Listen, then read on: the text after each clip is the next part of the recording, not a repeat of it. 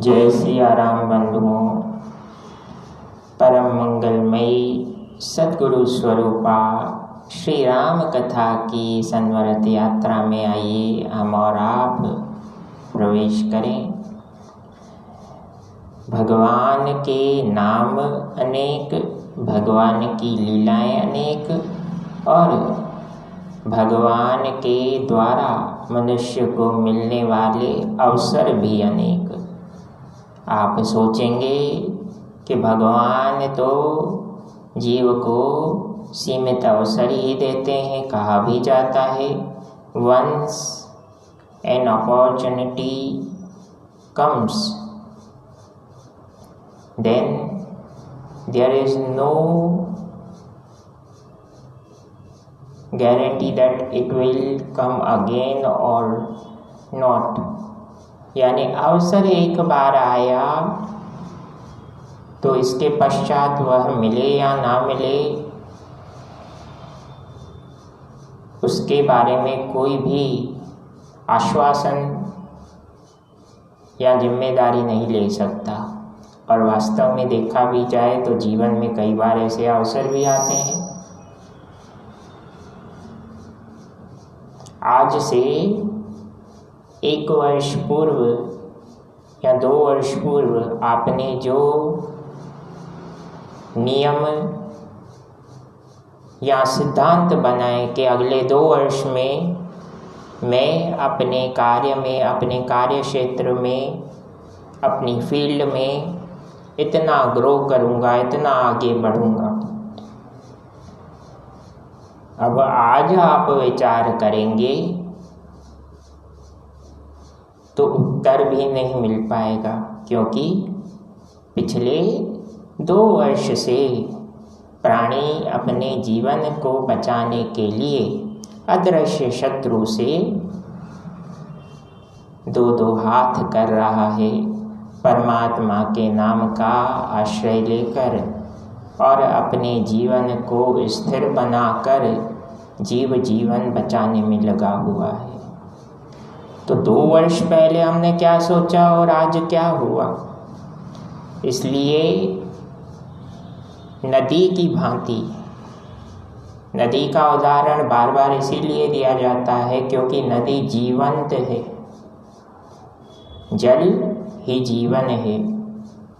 जल से हम जीवन जीने की श्रेष्ठ कला, श्रेष्ठ सिद्धांत सीख सकते हैं। वह सिद्धांत है पानी का स्रोत। आप देखिए, तालाब का उदाहरण लें तो एक तालाब जिसमें से नियमित रूप से पानी निकाला जाता है, तो उसकी जो गहरी जड़ें होती हैं, पानी के साधन की जमीन की गहराई में जो जड़ें हैं वो सूखती नहीं, क्योंकि नियमित रूप से उसमें से पानी निकाला जाता है।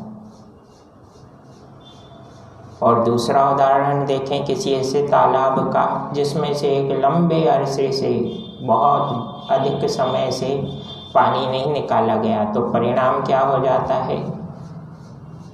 पानी के स्रोत की जमीन में जो जड़ें हैं वो सूख जाती हैं, ख़त्म हो जाती हैं। इसी प्रकार से हम भगवान के नाम को नियमित रूप से अगर स्मरण करते हैं, आवश्यक नहीं कि घंटों आप भगवान की भक्ति करें, क्योंकि जीवन है मनुष्य के कई दायित्व भी ईश्वर ने निर्धारित किए हैं। परिवार की देखभाल करना भी सबसे बड़ा दायित्व है।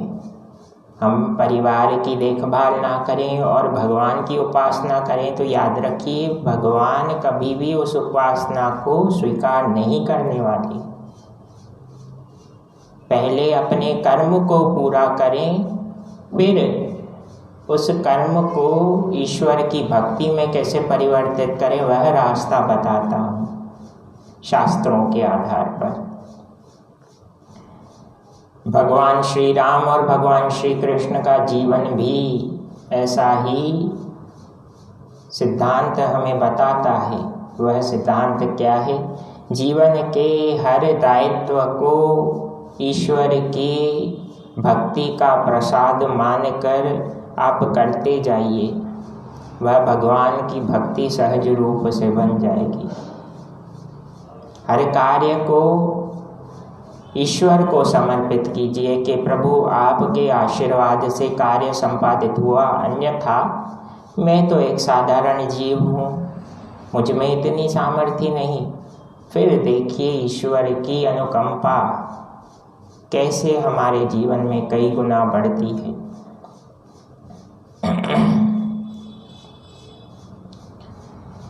तो कहा गया